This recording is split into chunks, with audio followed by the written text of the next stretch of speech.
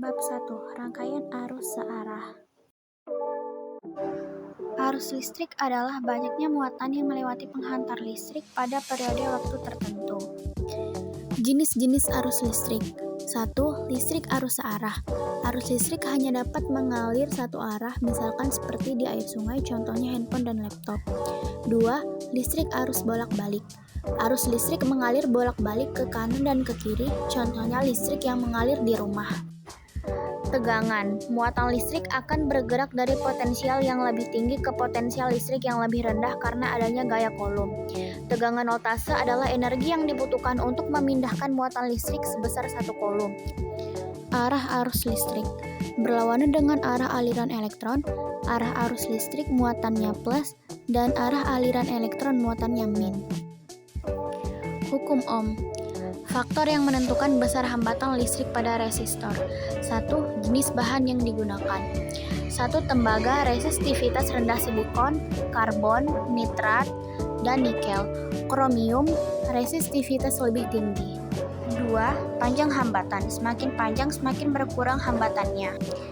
3. Luas penampang resistor. Semakin lebar, semakin berkurang hambatannya.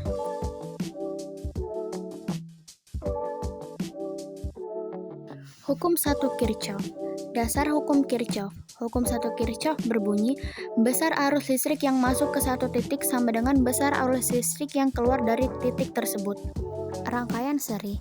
Jumlah tegangan di R seri, total tegangan misalnya untuk lampu GF, dibutuhkan 6 baterai 1,5 V untuk menyalakannya.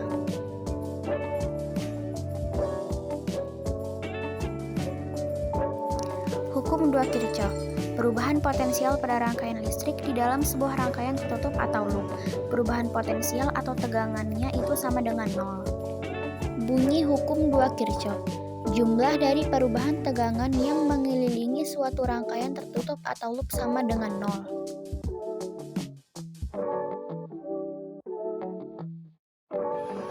Alat ukur listrik.